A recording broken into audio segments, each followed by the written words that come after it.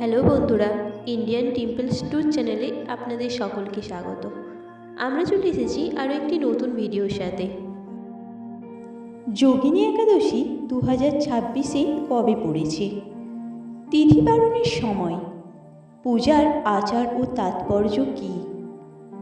ভগবান বিষ্ণুর কৃপা লাভের এক দিব্য সুযোগ। সকল পাপ থেকে মুক্তি পাওয়া যায়। উপবাস ভঙ্গের সময়ই বা কখন? যোগিনী একাদশীর ব্রত পালনের বিধি, উপবাসের সময় কি কি পালন করবেন, উপবাসের সময় কি কি দান করা অত্যন্ত শুভ, সেই সমস্ত কিছুই এই ভিডিওর মাধ্যমে আমি আপনাদের জানাবো। সনাতন ধর্মে একাদশী অত্যন্ত শুভ দিন। হিন্দুদের কাছে এই দিনটি অপরিসীম ধর্মীয় ও আধ্যাত্মিক তাৎপর্য রয়েছে।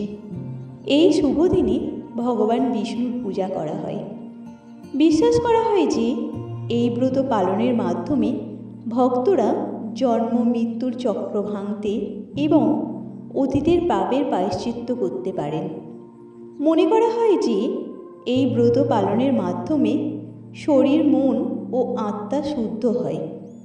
আধ্যাত্মিক ভক্তরা প্রতি মাসে একাদশীর ব্রত পালন করেন, কারণ বিশ্বাস করা হয় যে এর মাধ্যমে তারা ভগবান বিষ্ণুর আবাস বৈকুণ্ঠ ধামে স্থান লাভ করতে পারেন।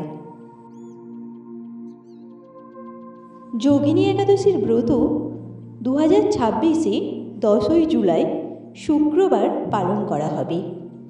একাদশীর তিথি শুরু হবে 10ই জুলাই সকাল 8:16 এবং একাদশীর তিথি শেষ হবে 11ই জুলাই ভোর 5:22। যোগিনী একাদশীর পারণ বা উপবাস ভঙ্গের সময় 2026-এর 11ই জুলাই দুপুর 1:59 থেকে বিকেল 4:37 পর্যন্ত।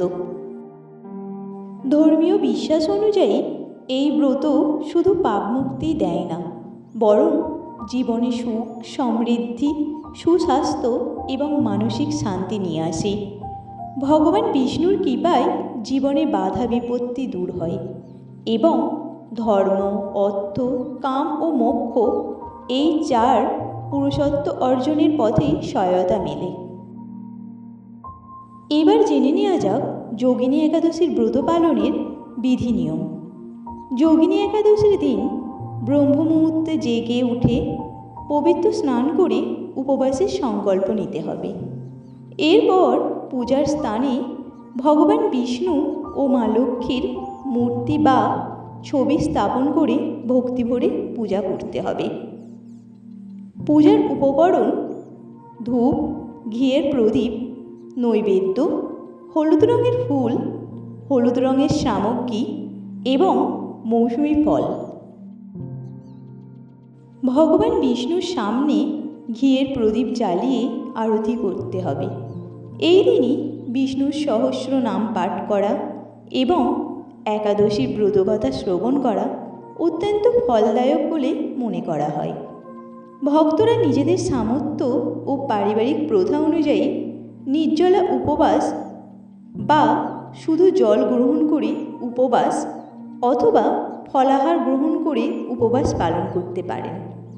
এছাড়াও রাত্রিতে জাগরণ করে ভজন, কীর্তন এবং ঈশ্বরের নাম স্মরণ করাও অত্যন্ত শুভ বলে মনে করা হয়। এইবার জেনে নেওয়া যাক যোগিনী একাদশীর উপবাসের সময় কী কী নিয়ম পালন করবেন। যোগিনী একাদশী শুধু পূজার দিন নয়, এটি চিন্তা, বাক্য এবং কর্মের পবিত্রতা আনারও একটি বিশেষ সুযোগ। এই দিন তামসিক খাদ্য অর্থাৎ মাংসাহার বা অতিরিক্ত মশলাযুক্ত খাবার পরিহার করতে হবে। মিথ্যা কথা বলা যাবে না। রাগ, ঝগড়া এবং কটু বাক্য ব্যবহার থেকে বিরত থাকতে হবে। অপ্রয়োজনীয় আলাপ এড়িয়ে আধ্যাত্মিক চিন্তায় মনোনিবেশ করতে হবে। ভগবান বিষ্ণুর নাম জপ করতে হবে। সম্ভব হলে রাত্রি জাগরণ করে ভক্তি বা ধ্যানে সময় ব্যয় করতে হবে। যোগিনী একাদশী উপবাসের সময় কী কী দান করা শুভ বলে মনে করা হয়? সনাতন ধর্মে দান ধর্মের অন্যতম প্রধান স্তম্ভ হিসেবে বিবেচিত হয়। শাস্ত্র অনুযায়ী দান শুধু বস্ত্র প্রদান নয়, এটি করুণা, সেবা এবং নিঃস্বার্থতার প্রকাশ।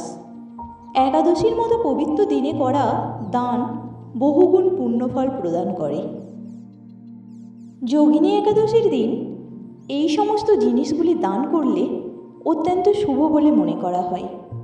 অন্ন ও শস্য দান, ফল ও মিষ্টান্ন দান, জল ভর্তি মাটির কলস দান, দরিদ্র ও অভাবগ্রস্ত মানুষের জন্য ভোজনের ব্যবস্থা করা।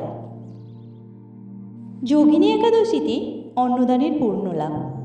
শাস্ত্রে অন্নদান সকল দানের মধ্যে শ্রেষ্ঠ বলে বর্ণিত হয়েছে, কারণ অন্নই জীবনের ভিত্তি। যোগিনী একাদশীর মতো পবিত্র দিনে ক্ষুধার্ত, দরিদ্র, প্রতিবন্ধী এবং অভাবগ্রস্ত মানুষদের আহার করানো অত্যন্ত পুণ্যময় কাজ হিসেবে বিবেচিত হয়। এই পবিত্র দিনে নারায়ণ সেবা প্রতিষ্ঠানের মাধ্যমে দরিদ্র, অসহায়, বঞ্চিত এবং অভাবগ্রস্ত শিশুদের খাদ্য পৌঁছে দেওয়ায়, সেবামূলক কাজে অংশগ্রহণ করতে এবং নিঃস্বার্থ সেবার মাধ্যমে ভগবান বিষ্ণুর আশীর্বাদ লাভ করতে ভক্তদের উৎসাহিত করা হয়। যোগিনী একাদশী আত্মশুদ্ধি, ভক্তি, শৃঙ্খলা এবং সেবার এক পবিত্র উৎসব।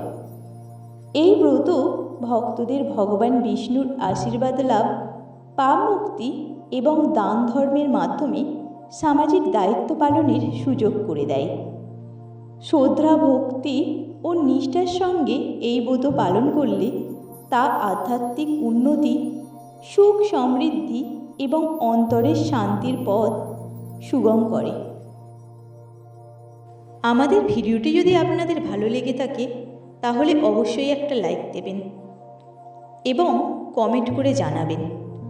আর আপনি যদি আমাদের চ্যানেলে নতুন হয়ে থাকেন তাহলে চ্যানেলটি সাবস্ক্রাইব করে দেবেন।